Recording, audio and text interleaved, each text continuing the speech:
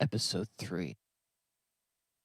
Guided by distant voices, Saku navigated to the market district, where multi-level housing structures loomed above. Fearful whispers came from people in the windows, as well as the crowd gathered in the square below. 3 men in armor stood by a boy and his sister, with cloth wrapped around their eyes. She ran faster, feeling the ground uneven on her bare feet. She gripped at the hilt of the katana around her waist. "Don't," somebody begged. "You remember you don't know how to use that sword, right?" Kamo said to her. The large men holding the children stood next to a flower cart and a number of booths with high scaffolding. They wore a red overvest around their white kimonos, with a katana strapped around their waist. At the front of the crowd, people laid down their large curved swords. Saku joined in the back and watched as one by one people began to kneel.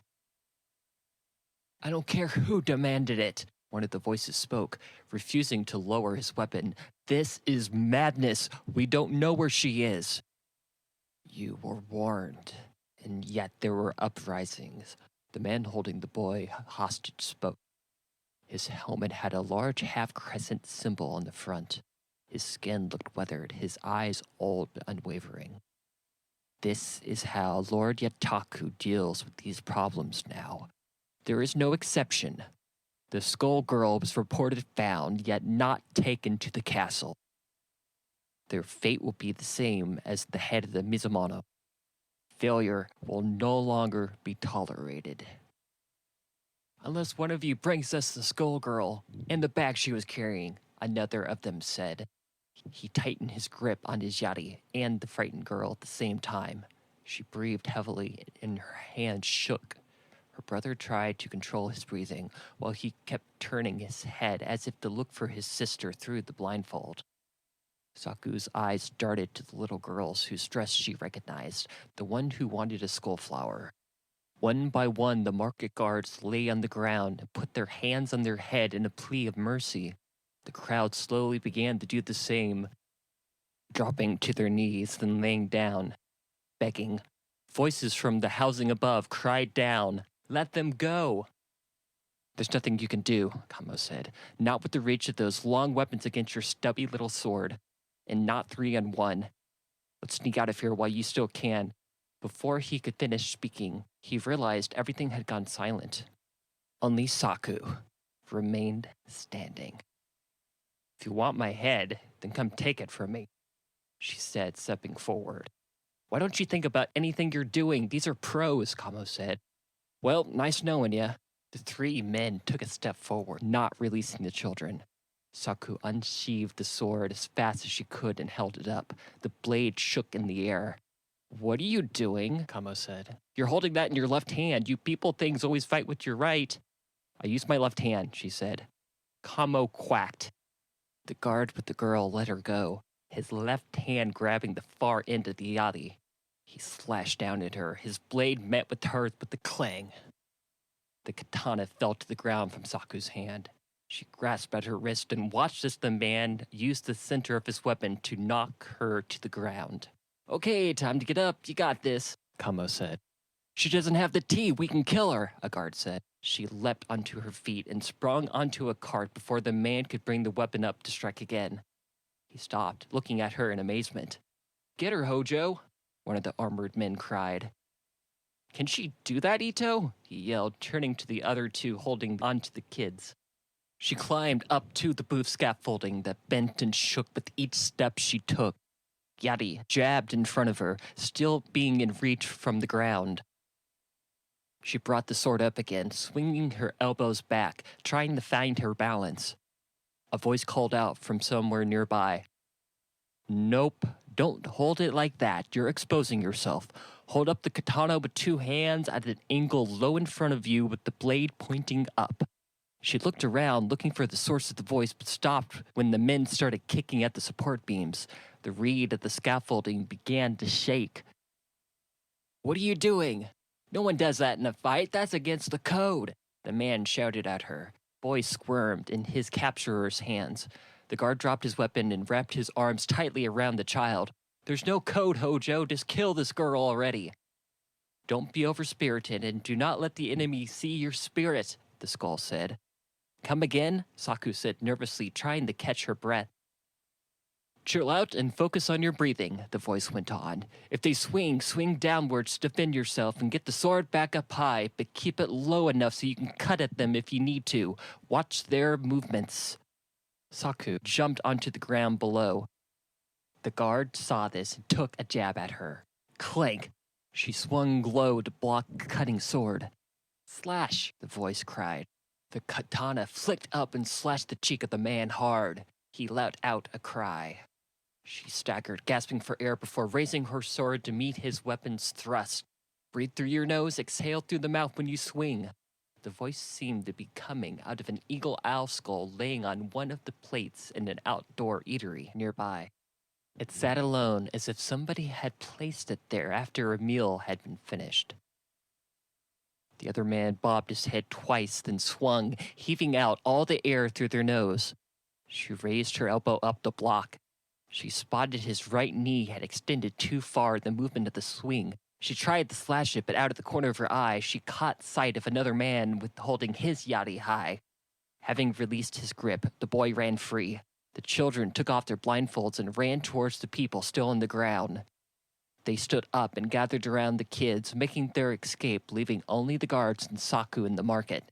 Her hands held the sword at the base position. She took a chance and swung. The weapons clanked. Yeah, don't do that. Just try to stay alive. You can't beat these guards, the voice said. Let them make the mistakes. Who are you? Saku yelled, quickly moving behind a bend, dodging an attack. I am known by the name Fushicho, the small eagle-owl skull said. Don't lose focus. Then stop talking, Saku shouted. The three men found themselves on the wrong side of the booth, unable to reach Saku as she ran. She jumped on a stall and reached for the banner to pull herself up. The banner ripped, sending her crashing down. They stood in front of her with their weapons drawn. The one called Ito nodded to Hojo, who unleashed a mighty swing towards her, but he stopped. He stared at something in front of him in the distance. The other's gaze turned to whom he was looking at. A man wearing a bright orange kimono walked into the market with a bow on his back. He walked down leisurely towards them. I'll leave the Scully alone, a familiar voice rang out. She's taking it easy on you. Ayashi walked to the cart and picked a yellow morning glory and placed it behind his left ear. He picked up Fushicho from the table of the eatery. That's yours, Saku. He tossed the skull to her. Nice throw, Fushicho said, in soft hand. You must study this well. Saku put the skull in her pocket. You have no business here, Ayashi, the guard said. The man withdrew from the skull person and turned his focus to Ayashi. He readied the bow, drew an arrow, and pointed at the guard. His shadow stretched far out in front of him. Ayashi pulled the string tighter. Tell the regent he can't run a city if he keeps killing all of its people, he said. We are everyone's problem now, the man called Ito said. A flash from high above caught Saku's eyes. Without thinking, she swung, slashing Hojo's side, who had tried to take a swipe at her. The man cried out in pain. Stop! Ito screamed. Don't come at me, Saku said. Told you, Ayashi spoke. Ito rushed to the side of the fallen man. The cut was deep in his flesh. My son, he cried. Saku's face turned white. Ito's turned red. He looked to Ayashi, then back to Saku. Next time, skull girl, it will be me talking to your skull, he said. Ito and the other guard helped the wounded man up. Blood gushed from his side. His face narrowed when he realized the commoner still watched from the windows above. The three men left the market. Saku pushed Ayashi and crossed her arms. You tricked me. You tried to kill me, Ayashi. Fushicho was my master's trained bird, Ayashi said, and my gift to you for almost cutting you in half. That and the sword that you stole from me. You could have that too, I guess. Well, golly, thanks, Saku said sarcastically. That yokai saved you, he said. These skulls aren't yokai, she said, incensed. Mononoke, then. Ayashi waved her off. Doesn't matter. You need to help me. Help you? You poisoned me with that tea that has me hearing skulls, and you want me to help you. How about you give me my tea back and I give it to the city heads and I go home, where I have to relearn everything I know about everything? You're welcome, Ayashi said. I was wrong trying to kill you. There's nothing we can do about it now. He paused a while before saying, when was the last time you ate? Saku's nostrils flared. I will do nothing you... Ayashi rolled his eyes. You saw the daimyo and his son, whom you have seriously injured. If you don't come with me and listen to what I have to say, then he will make sure you die. That was the daimyo? She asked. Ayashi straightened his garment and hummed softly to himself. Saku narrowed her eyes as he walked away. She went after him. Drunk men stood on their chairs, singing together as Ayashi sat down, reaching for a grilled meat stick. He took a giant bite as one of the patrons took a step onto the table before the barkeep verbally berated the men for standing on furniture. You're safe here. I've bought you some time. Eat, Ayashi said to Saku, who sat facing the door on the other side of the izakaya. You need your strength, he went on. What I need your help on next isn't going to be easy. Saku looked at him and then down to the meat. 1, I'm not helping you. 2, I don't eat that. Who doesn't eat meat? He said. This is good. It's teriyaki. It's sweet. Fine. Then tell the bartender what you want. Hey, Ayumi, can you barkeep Scully here some animal feed or something? What do you want? Ayumi asked, walking over, swinging a rag.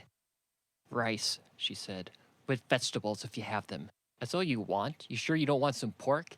Pointed to meat sizzling on hot coals. Yeah, try the chicken, something in the wastebasket said. I bet I taste great. I'm fresh. I didn't even see it coming. I went to the theater to see if a butterfly was there hanging around, and then whack, that was it for me. Oh, I had so much I was planning on doing. I guess I won't get to do any of that anymore. I really wanted to see that butterfly. The voice inside the basket grew sad. Ayumi tried to figure out why Saku didn't speak. The meat is fresh. Saku began to cry. Can you get me rice and vegetables, please? The man shrugged and returned to the stoves to prepare the meal. She noticed 2 armored men in blue in a booth in the corner of the small room, downing sake as fast as they could.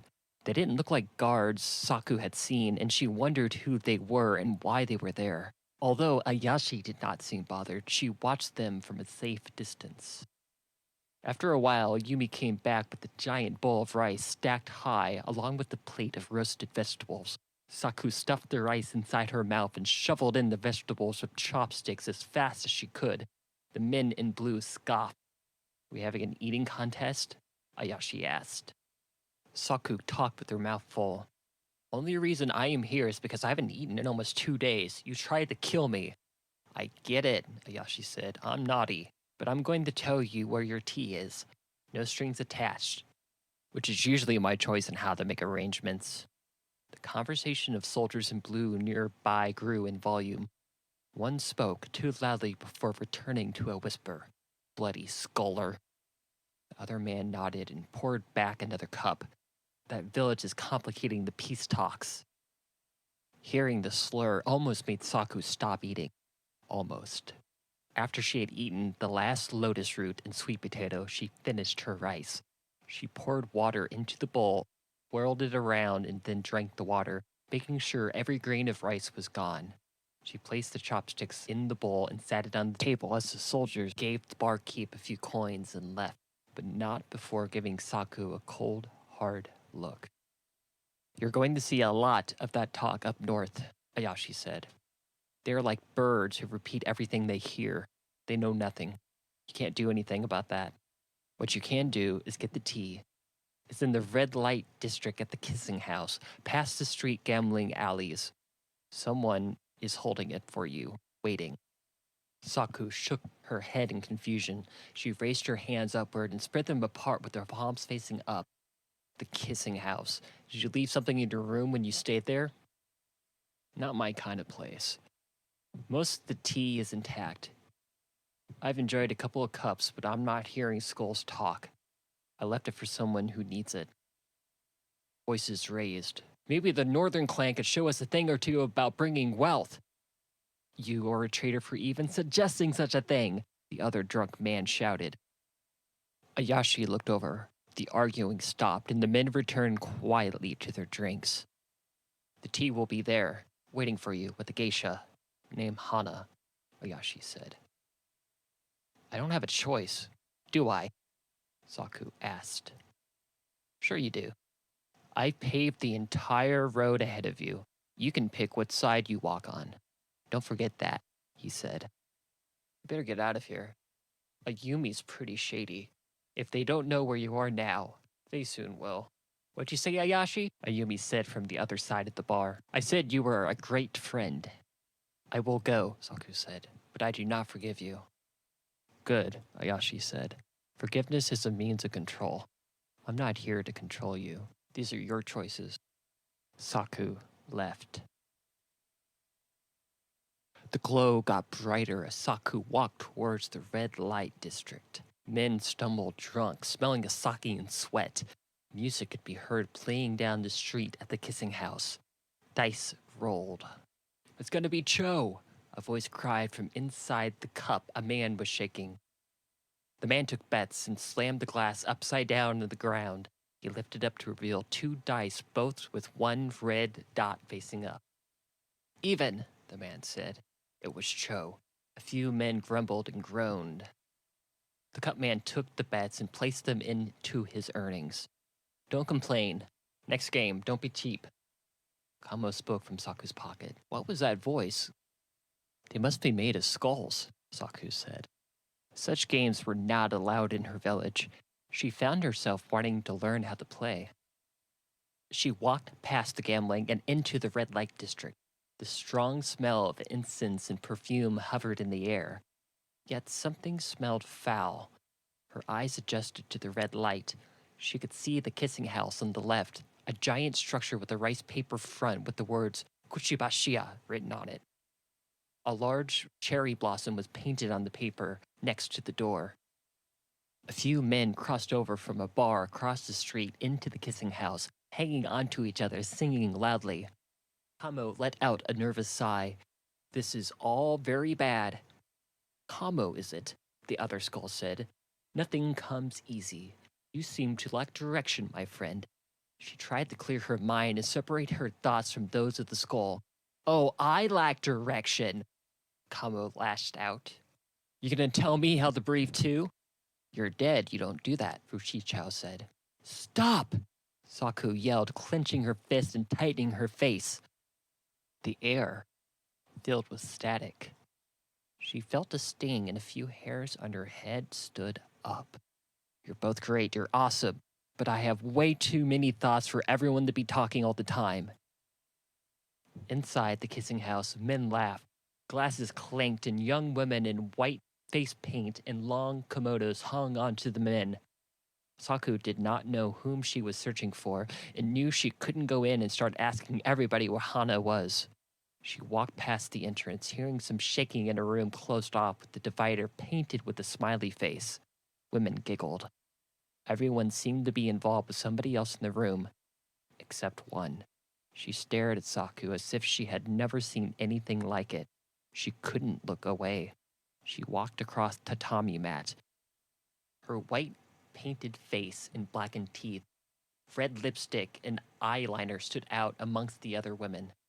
Her figure was stunning, especially to someone who had not seen a kimono look as smooth and soft. Her eyes locked with Saku's. When she got too close, she took her hands and put them around Saku's face. She spoke passionately. I've been waiting for you. Tell me you are looking for Hana, the geisha said. What? Saku said, noticing the woman's hands smelled of expensive perfume. Ayashi says you have my tea. I need it. This way. Hana motioned towards the divided room. They entered. She slid the door shut. She spoke. You must know something. I am Lord Yataku's wife. Banished here for speaking out about his treatment of the people. If you help me escape from this city, he will not let you live. He will kill you. It's a matter of time at this point. The only one who can change my husband's mind is Ito. If you help me out of the city, I will convince him to help us. Saku's heart sank. Wife, he sent you here. A voice raised in the other room. A scuffle broke out. Cups crashed against the floor. Women yelled. They heard multiple footsteps clopping on the flooring. Ayumi said the schoolgirl is here, somebody said. There's no way out. Please tell me you know how to use that sword, Hana said, pointing down. I've gotten lucky a few times, Saku confessed. Where is she? Saku remembered the voice of Ito, who stood on the other side of the divider. The door began to slide open. Saku kicked the rice panel as hard as she could, grabbed Hana's hand, and pulled her out of the room. Ito turned and ran towards them with a sword in his red swollen hand. Saku drew the katana. Hana stepped away. Ito, we need to talk, Saku pleaded. Ito charged. You killed my son, Ito screamed. Saku swung in a wide sweep. Ito dug his foot into the tatami mat and leaned in to avoid the hit. The katana cut him across the side, slicing open his armor. She rushed out at the kissing house and onto the street nearby, stumbling into some bystanders who had gathered to watch the commotion. Saku saw Ito cross over the building's threshold and had closed the distance. Giant man charged at little Saku. In desperation, she hooked his shoulder and used his momentum to suplex him. The back of his head thumped against the stone road hard. His pupils dilated. He didn't move. He looked up. She stood to her feet and looked at him, bleeding on the ground. I didn't want this, she said. Lord Yataku will surely kill you now, Ito said, slurring his words. Even if you give him his tea, you have shamed him in front of the other warlords. By not arriving on time, he will not stop until you are dead. I just want to go home to Mibu, Saku said. There's no chance of that now. Ito's eyes closed. If his spirit left him, she did not know. They heard footsteps and clinking armor approach from the kissing house. Saku and Hana ran. Hana had the bag of tea in hand. Others went to Ito's side and began to give aid in whatever way they could. Someone cried for help, but his own men did nothing.